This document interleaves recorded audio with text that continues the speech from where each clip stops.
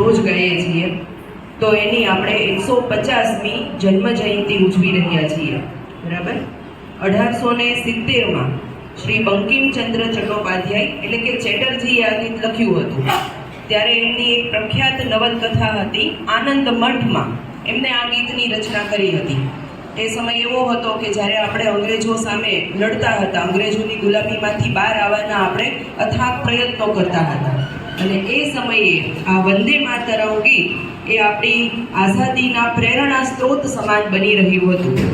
બરાબર. ત્યારે લગભગ એવું કહેવાય છે કે ઘર ઘરમાં વંદે માતરમ એવો નારો ગુંજતો હતો.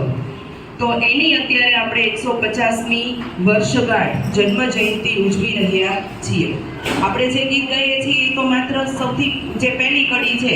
હવે તો આપણે અહીંયા લખાઈ ગયું છે, બરાબર, એટલે એ જ ગાઈએ છીએ. બાકી આખું ગીત છે એ ઘણું મોટું છે, અને આખું ગીત સંસ્કૃત મિશ્રિત બંગાળી ભાષામાં લખાયું છે. લખાયું 1870માં. એ પછી ઘર ઘરના નારા સમાન આ ગીત બન્યું, અને 24મી જાન્યુઆરી 1950ના રોજ સૌ પ્રથમ આપણા સંસદમાંથી એમને એક રાષ્ટ્રીય ગીત તરીકેનો દરજ્જો આપવામાં આવ્યો. ત્યારથી આપણે એને આપણા રાષ્ટ્રીય ગીત તરીકે ગાઈ રહ્યા છીએ. તો આ વંદે માતરમ ગીતની 150મી વર્ષગાંઠ નિમિત્તે આપણે આખું એ ગીત છે એ ગાવાનું છે. તમને આખું ગીત નહીં આવડે, શરૂઆતની જે પહેલી પંક્તિ આપણે ગાઈએ છીએ, પહેલો અંતરો ગાઈએ છીએ એ જ આવડશે, પણ તમારે અહીંથી જે વગાડવામાં આવે એ માત્ર ગીત સાંભળવાનું છે, અને બાકી સાવધાની પોઝિશનમાં ઊભું રહેવાનું છે. ખડે હો, એક સાથ, સાવધાન, એક સાથ. રાષ્ટ્રીય ગીત અહીંયા ગાવાનું નથી, ખાલી શરૂ થશે એટલે હર વાર તમે જોડાઈ જજો. રાષ્ટ્રીય ગીત શરૂ કરેંગે, શુरू કર.